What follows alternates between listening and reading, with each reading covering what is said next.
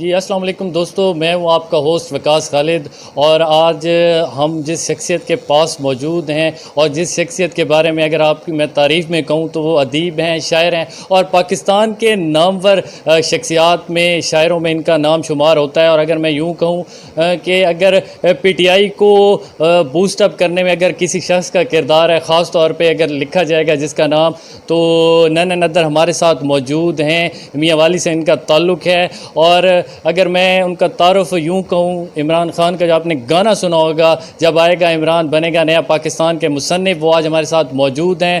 جناب مظہر نیازی صاحب، آئیں ان سے بات کرتے ہیں۔ سر السلام علیکم۔ وعلیکم السلام۔ سر سب سے پہلے یہ بتائیں کہ آپ کے لاک ڈاؤن میں دن کیسے گزرے ہیں سر؟ بہت ہی کٹھن مرحلہ ہے جس سے ہم گزر رہے ہیں۔ 3 ماہ سے مقید ہو چکے ہیں گھروں میں، اور چاروں طرف خوف پھیلا ہوا ہے، اور آپ کو پتہ ہے کہ ڈر بڑی بری چیز ہے۔ ہر وقت یہی خدشہ لاحق رہتا ہے کہ کوئی آدمی ملے گا تو کہیں ایسا نہ ہو کہ ہم بھی اس بیماری کا شکار ہو جائیں، اور ویسے تو پوری دنیا ہی اس بیماری کا شکار ہے، لیکن ہم لوگ گھروں میں بیٹھے ہیں، مقید ہیں، اور باہر کی سرگرمیوں سے بھی دور ہیں، ایک دوسرے سے ملنے سے بھی گریز کرتے ہیں اس بیماری کی وجہ سے۔ تو میں سمجھتا ہوں کہ یہ دور آزمائش کا دور ہے، امتحان کا دور ہے، بہت مشکل دور گزر رہا ہے۔ اللہ تعالیٰ خیر کرے گا، انشاءاللہ اللہ کرم کرے گا۔ اچھا سر، سب سے پہلے یہ بتائیں کہ آپ کی پیدائش کون سے سن میں ہوئی، اور یہ سلسلہ کب سے، یوں کہوں یہ سلسلہ کب سے شروع ہے؟ میری پیدائش ملتان کی ہے۔ میرے والد صاحب وہاں پڑھتے تھے، جب ان کی شادی ہوئی تو ملتان میں ہی پیدا ہوا۔ 4/12/1966 میں میں پیدا ہوا، اور پھر وہ ملازمت کے سلسلے میں مختلف شہروں میں جاتے رہے، پھر میاں والی آ گئے، اور آخر میں یہیں پہ پھر ہم مکین ہو گئے میاں والی میں ہی۔ اب تو وہیں پہ گھر ہے اور یہیں پہ جاب بھی ہے۔ تو اس شوق، یہ تقریباً میٹرک میں 9th کلاس میں پڑھتا تھا، تو اس وقت یہ شعر اچھے لگتے تھے، گانے اچھے لگتے تھے، ریڈیو بہت زیادہ سنتا تھا، تو ریڈیو کے سارے پروگرام سنتا تھا، جس میں یہ خیال ٹھمری والے پروگرام جو کلاسیکل ہے وہ بھی سنتا تھا۔ تو یہ بچپن سے ہی گانے کا بھی شوق تھا، اور یہ شعر سننے کا بھی یا پڑھنے کا بھی۔ پھر بعد میں جب فرسٹ ایئر میں گیا تو شعر کہنے لگ گیا، اس طرح سے۔ اچھا سر، یہ بتائیں کہ وہ کون سی شخصیت تھی جس کو آپ نے پہلی دفعہ سنا، جس کو آپ نے آئیڈیلائز کیا، اور پھر آپ نے سوچا کہ مجھے بھی اس فیلڈ میں بھی لکھ سکتا ہوں، میں بھی بول سکتا ہوں؟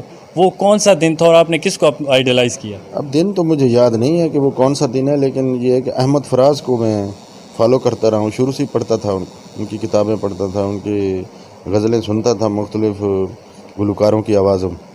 تو مجھے وہ بہت زیادہ ہانٹ کرتے تھے، اس وجہ سے میں ان کو لائک کرتا تھا، متاثر ہوتا تھا کہ کاش میں بھی ایسا شعر کہہ سکوں۔ شروع میں تو ایسا ہوتا ہے، آدمی اس لیول کا شعر نہیں کہہ سکتا، کیونکہ ایک تو تجربے کی کمی ہوتی ہے، مطالعے کی کمی ہوتی ہے، پھر یہ ساری چیزوں پہ حاوی ہونے کے بعد ہی شعر کہنا شروع کیا۔ الحمدللہ اب شعر کہہ لیتا ہوں، یہ تو نہیں کہہ سکتا کہ میں اچھا شعر کہتا ہوں۔ نہیں سر، آپ بہت اچھا شعر لکھتے ہیں۔ اچھا یہ بتائیں کہ آپ کو اپنا پہلا شعر یاد ہے جو آپ نے لکھا ہو آج؟ جی بالکل، پہلا شعر یاد ہے، بلکہ ازبر ہے۔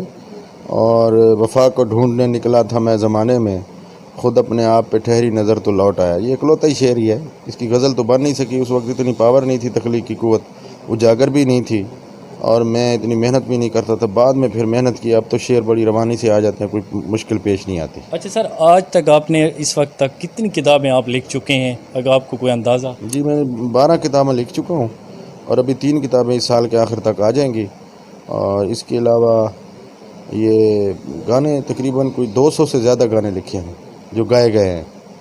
اچھا سر، آپ جیسا کہ ہم جانتے ہیں، آڈینس بھی جانتے ہیں کہ آپ نے بے شمار سنگرز کے لیے لکھا، ٹھیک ہے، اور اس چیز کا بھی اگر آڈینس کو نہیں پتہ بتاتا چلوں کہ آپ بہت اچھا خود بھی گاتے ہیں، تو کیا یہ دونوں چیزیں ہونا ضروری ہے؟ ایک اچھے شاعر کے لیے گانا بھی بہت ضروری ہوتا ہے، یا یہ دونوں علیحدہ علیحدہ جانرز ہیں؟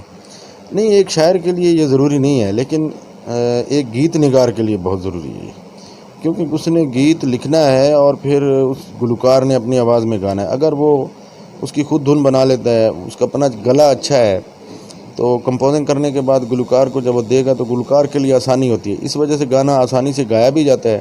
اور اس گانے کی خاصیت یہ بھی ہوتی ہے کہ جو شعر آپ کہہ رہے ہیں، جو آپ پر اتر رہے ہیں، تو دھن بھی آپ بنا رہے ہیں، تو دونوں صورتوں میں آپ تخلیقی عمل سے گزر رہے ہیں، تو جب یہ دونوں آپس میں ہم آہنگ ہوتے ہیں تو اس کی تاثیر بڑھ جاتی ہے اور لوگ اسے زیادہ پسند کرتے ہیں۔ اچھا سر، آج کل کے جو ہمارے سنگرز ہیں اور جو آج کل کا ہمارا میوزک ہے، تو اگر ہم 90s کی بات کریں یا اس سے پہلے بات کریں تو ایک شاعری تھی، ایک لوگ سنتے تھے، ایک اس میں ایک واقعی ایک لفظ کہا جاتا ہے کہ روح کی غذا ہے وہ تھی. لیکن جو آپ آج کل کے میوزک کو دیکھتے ہیں، کمپیریزن کرتے ہیں پہلے کے میوزک سے، تو آپ کو شاعری میں کیا نظر آتا ہے؟ کیا وجہ ہے جو آج لوگ شاعری پہ جو شاعر، کیا وجہ ہے؟ شاعر کم ہو گئے ہیں یا اس کی آپ کی کیا وجہ آپ کو نظر آتی ہے؟ بات یہ نہیں ہے کہ شاعری اچھی نہیں ہو رہی، شاعری آج بھی اچھی ہو رہی ہے.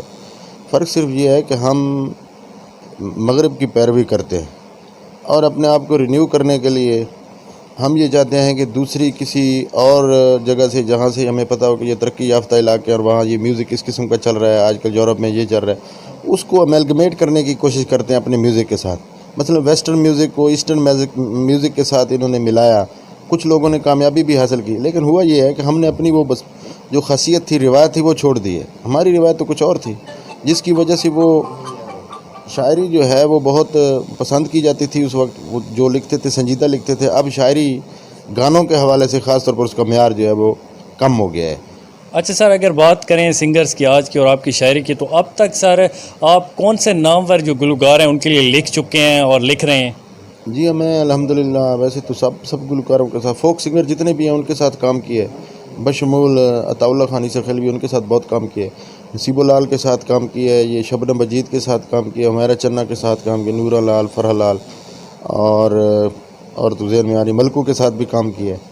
تو یہ ندیم عباس لونے والا کے ساتھ بھی کام کیا. اچھا سر، سب سے زیادہ آپ کو مزہ کس کے ساتھ آیا کام کرنے میں؟ سب سے زیادہ مزہ تو عطا اللہ خان کے ساتھ ہے، کیونکہ وہ بڑا فنکار بھی ہے اور انسان بھی بہت اچھا ہے. اس کے ساتھ ملنے بیٹھنے گپ شپ کرنے کا بھی مزہ ہوتا ہے. تو صرف گانے کی بات نہیں ہوتی، اس کے ساتھ ایک ریلیشن بن گیا اور وہ ریلیشن کو زیادہ اہمیت دیتا ہے باقی چیزوں کی نسبت. یہ اس کی خوبی ہے. اچھا، اگر ہمارے آڈینس کے لیے کوئی آپ اطاولے کا ہی جو آپ کا موسٹ فیوریٹ ہو، جو آج بھی ایور گرین ہو، آپ سنتے ہو آج بھی، وہ آپ کے موبائل میں، آپ کی گاڑی میں چلتا ہو، جو آپ کا موسٹ فیوریٹ ہو، تو وہ کون سا گانا ہوگا جو ہمارے آڈینس کے لیے اسپیشلی آپ ڈیڈیکیٹ کریں گے؟ میں نے ایک گانا لکھا تھا جو میں نے اپنی زندگی پر وہ فوکس کرتا تھا، میری لائف کو، اور میں نے اپنے دل کی کہانی اس میں بیان کی تھی. تو اس کی دھن بڑی تھوڑی سی مشکل تھی، تو میں نے لالا کو جب سنائی تو وہ پہلے تو ہچکچا رہے تھے گانا گانے سے. پھر انہوں نے مجھے قریب کر لیے جب ہارمونیم بجا رہے تھے، تو جب قریب گیا تو ان کو سر سمجھ آئی. پھر انہوں نے گانا شروع کیا تو وہ گانا ریکارڈ ہوا.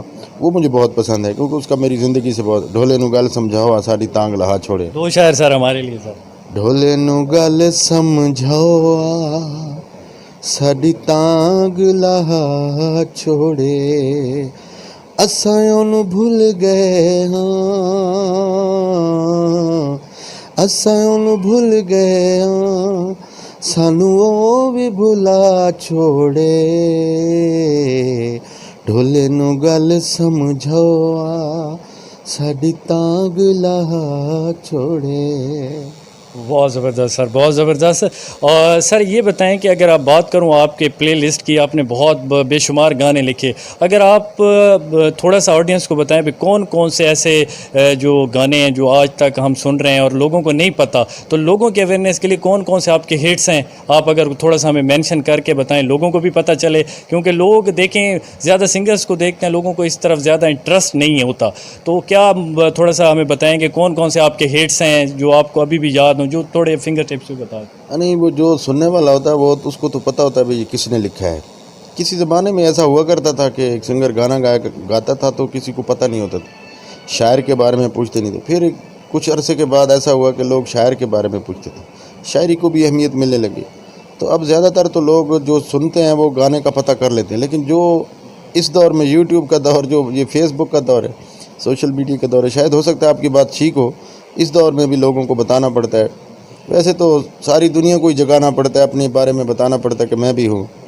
تو میں سمجھتا ہوں اگر کوئی نہیں جانتا یا کسی آدمی تک میرا میسیج نہیں پہنچا تو بہت سارے گانے ہیں، عیسی خیلوی کے بہت سارے گانے ہیں جو میں نے لکھے ہیں، باقی سنگروں کے بھی ہیں. گانا تھا ایک رولا ونگاں دا نہیں، رولا کنگڑاں دا نہیں، رولا تے ہے اس گل دا، جانی وعدہ کر کے نہیں آیا تو کتھی گئے پر آیا تو. یہ گانا بہت زیادہ چلا تھا.